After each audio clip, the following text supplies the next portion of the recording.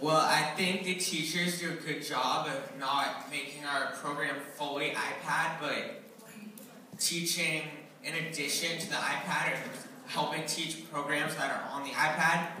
And so, like, they'll be asking us questions, so it's pretty obvious if we're not focused. Also, when we're not doing an activity in class that revolves around the iPad, then they just make us like put it away, put it in our desk, so we have nothing to be distracted by because it's not out, so we can't look at it. That was exactly what I was going to say. In most classes, if we're not using the iPad, then we just put them away. There's no need to have them out. Well, personally, I just think of the consequences of getting caught.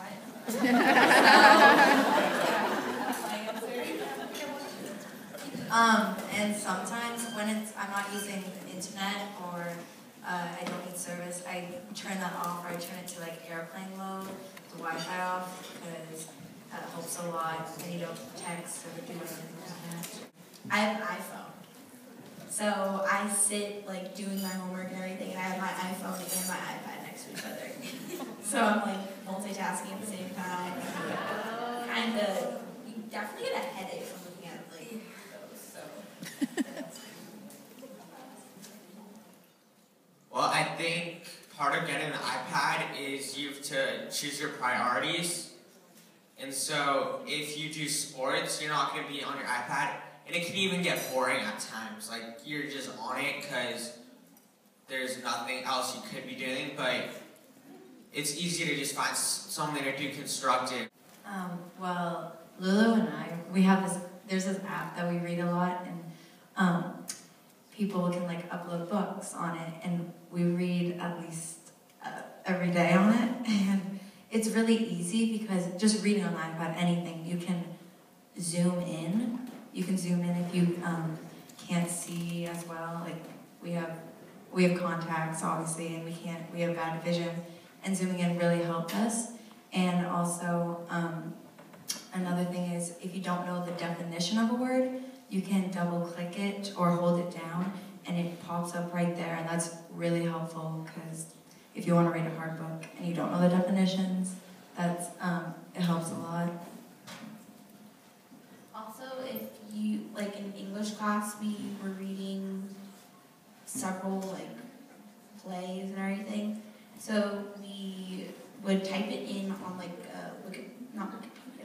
Google, and then you would click on to whatever website you want to use, and then it gave you a choice if you wanted to use iReader. So it would transfer the whole entire website onto a book form, which makes it a lot easier for you to read instead of scrolling down. Also, when I read a book in English class on the iPad, we annotated on the iPad, and at first I didn't like it because I thought it was a lot easier just to write it out, but the thing that was really useful is like you can highlight in like different colors, which I know just sounds really simple, but it allowed me to like color code different things. Like if this certain thing was like characterization, another thing was theme, and something else was setting. So I think it really helps you look more into the book. I'm just going to add on to what she said. In English, this is my first year, I had to annotate things. In my old school, they didn't make us annotate anything, and I didn't like it at all. And so we have to do it on the iPad too, and it was like, it bold it or make it like bigger, and when it was like an important fact in the book, and that like it really helped me. But I like reading the news, and it works a lot better for me on the iPad. I have a CNN app where I can just go on, and it has all the like updates. And I found the iPad more useful as a reading resource for looking up words.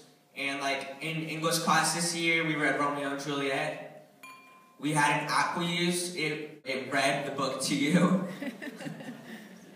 but you can follow along. And it also summarizes the chapters after you've read them, so you actually understand, like, because Shakespeare is not always so easy to understand, at least for me.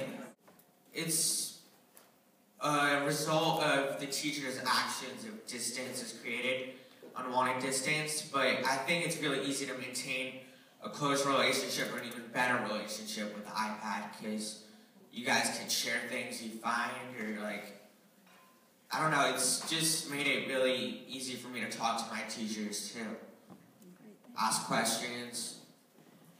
Well, I agree. Like, I felt really comfortable. Just like if I had a math question, I just email Ms. McKee.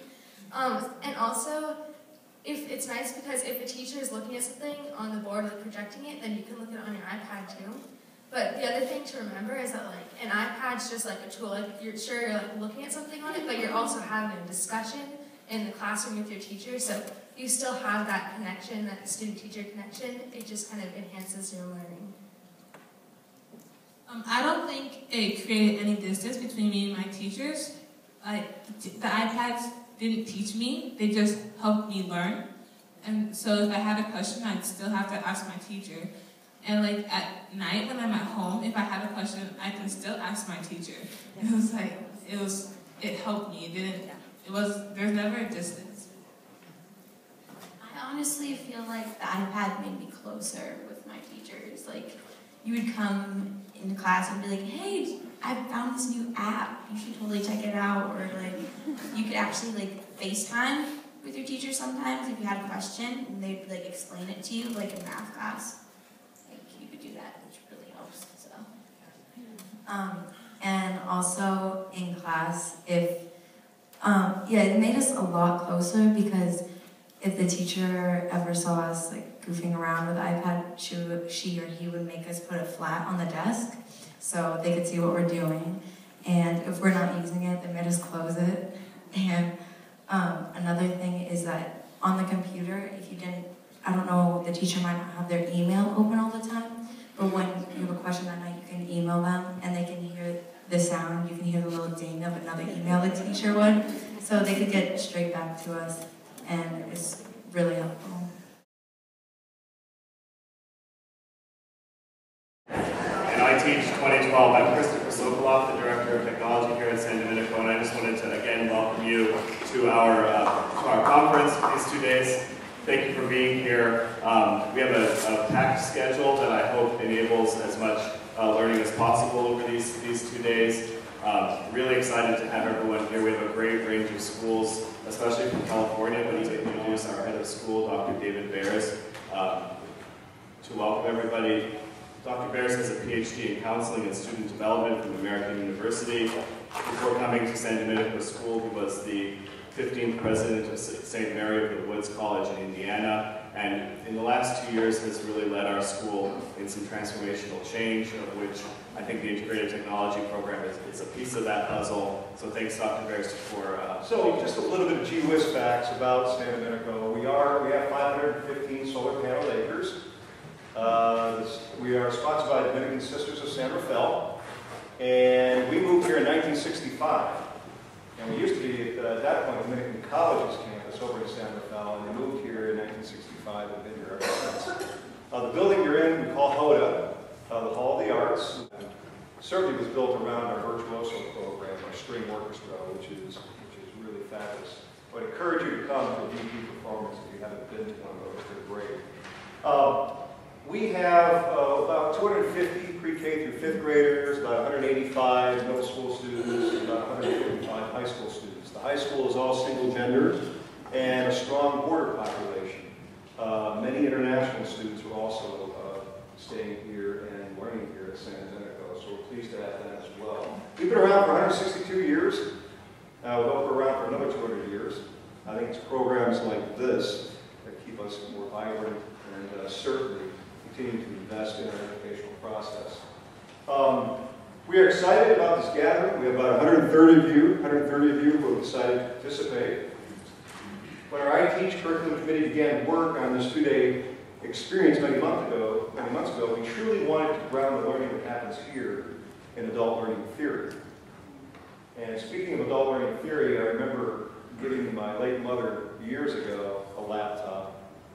And she was up in Lancaster, Pennsylvania, and I remember her calling me and saying, you know, gosh, I got this great laptop, but I don't know how to turn it on.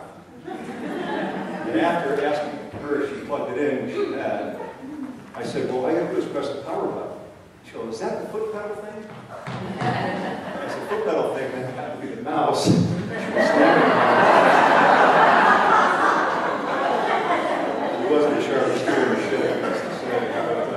But I'm sure my mother benefited from this iTeach conference, and we hope that you get a lot out of it. We wanted to create useful workshops that would provide practical applications of technological innovation that can be easily learned and applied in each of your lesson plans if you're a faculty member for student learning. As a group, we were insistent on focusing on outcomes, not content. While everyone here is here with slightly different motivations, our basic learning objective for the 2 days is, we hope, ambitious but achievable.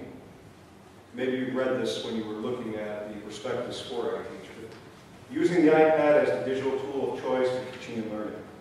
The participant will design at least one technology-integrated lesson unit and will be able to incorporate one-to-one student iPad usage at the teacher's school as an integrated school tool to enhance student learning. So that's kind of our main emphasis moving forward. Christopher will give you some more information later this morning about how the day is structured, but please do take advantage of all the diverse offerings that have been prepared. So setting the stage, what are we going to do? Along with our partners and friends from other schools, our own faculty members who are speaking these next few days, I think are truly exceptional. I wanted to give you a little information on our own iPad program to give you some context to these next few days. The 2011-2012 school year began like any other. Excited students of all ages gathered on our incredible campus, energized to learn. Their teachers were prepared to engage them with the best in student-centered learning. Yet a new tool was being brandished by hundreds of excited students, the iPad.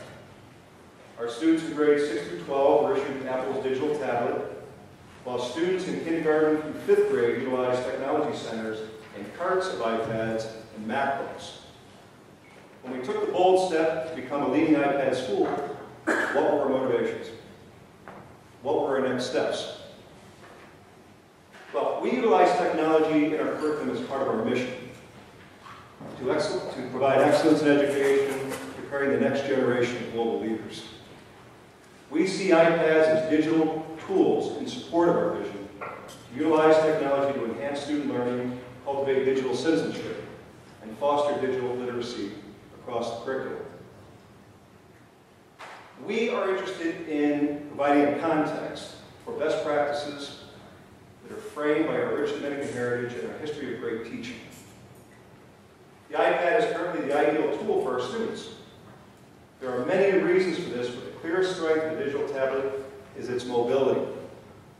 Teachers, parents, and students can choose when and how to enhance lessons or homework with technology. They can seamlessly be taken out and later put away in the midst of a class, and they are easily utilized in settings such as our open garden, which I hope you'll get a chance to see if you take a tour of the campus. The mobility of the iPad supports learning rather than being the center of learning. Easy to put in a backpack, easier in the back. Not so many notebooks going in the backpack, not so much paper flying around the campus. It's been really incredible to have this tool. So what's next? As a community of lifelong learners, we will continue to grow and innovate. In January, we announced that we would deepen our one-to-one program in the 4th and 5th grades. Additionally, 4th graders will benefit from an iPad cart classroom setting. We will enhance our iPad technology stations in kindergarten, 1st and 2nd grades. We will continue our strong one-to-one program in grades 6 through 12 and continue to foster our faculty's professional development and innovation in curriculum. We will deepen our leadership in the education community with focused opportunities for educators to observe our student-centered learning